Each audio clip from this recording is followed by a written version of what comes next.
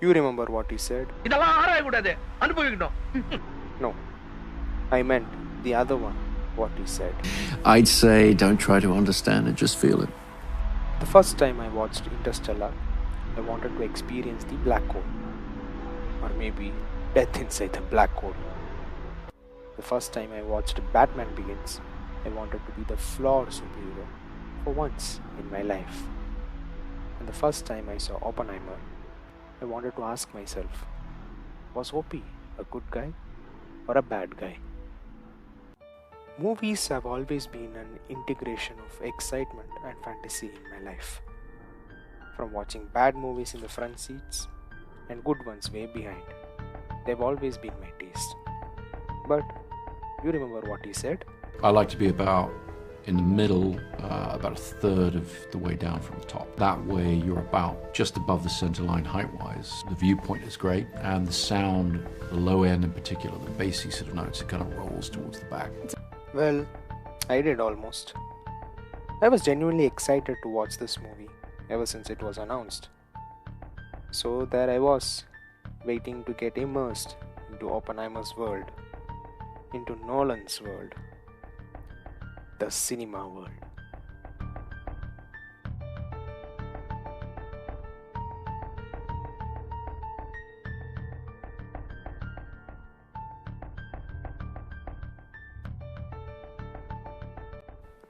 This is only my second visit to a Nolan's film inside an IMAX theater, the first being Interstellar when it was re-released a couple of years back. The most interesting aspect of a Nolan's film for me personally is the ending, be it The Batman, Inception, or Interstellar. It all had some sense of hope and of course confusion. But Oppenheimer gave me another feeling at the end. Fear?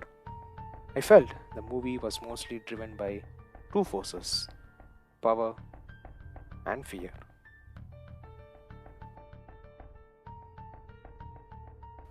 I wish the lessons we were taught back then on chemical reactions had some stories along with them. How they were made, who made it, why they were made, and its consequences. The Trinity test scene is one of the most horrific yet the most silent movie scene I've ever seen in a cinema hall. The last I could remember of having such feeling was during Kadasi Pikasai, where I almost broke down and the old man died inside the jail premise. I made a movie reference. I was lucky to be inside a cinema hall that didn't howl for epic dialogues for once, but did struggle at times when the guys behind me were talking about balancing the chemical equations. In a way, I'm also glad that Nolan didn't elaborate much or show big threads on the house and concentrated on the guilt and its consequences. The shot of Oppenheimer watching the atomic bomb unravel in silence is a thing of beauty, just in the cinematic sense, and also gives a glimpse into the future that holds, the power he has created. Talking about power, the performances were par excellence. From Cillian Murphy, who was absolutely killing it. I'll give you a second to observe that pun. To RTJ, to Florence Pugh, to Emily Blunt. Cillian's eyes might be a substitute for a discussion until the next Fahd Fazil movie comes out.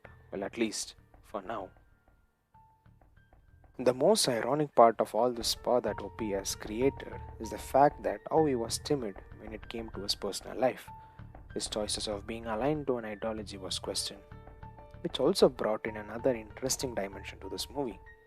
The movie made me feel it was not just one genre Nolan was trying to cover, it was more than one.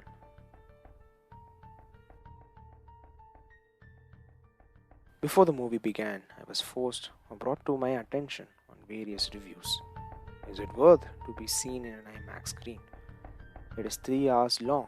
Is it worth running a long marathon that will eventually put you to sleep? But then, remember what he said?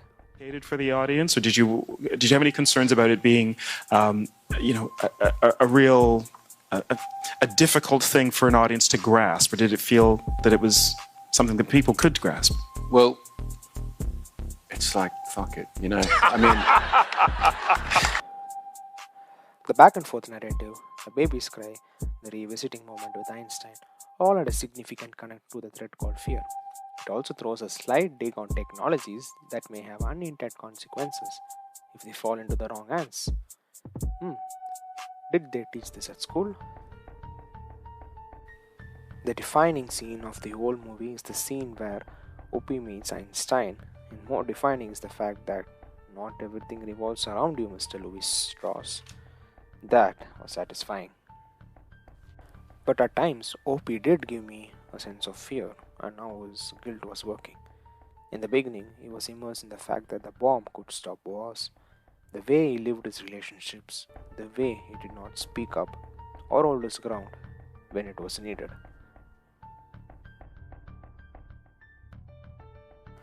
Guilt is perhaps the most painful companion of death. The entire second half gave me a glimpse into the guilty conscience world of Oppenheimer. Sometimes, is it too late to apologize? Maybe that's where belief comes in. The belief that things will change.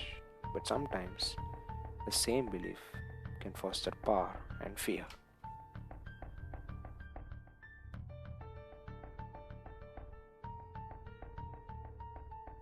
Makes me wonder, is belief good? Is Oppenheimer good? And that's how I felt after I left the movie. I personally believe Oppenheimer was a well crafted movie that left me lots to comprehend. Please forgive me if you think my grammar went wrong somewhere during this video.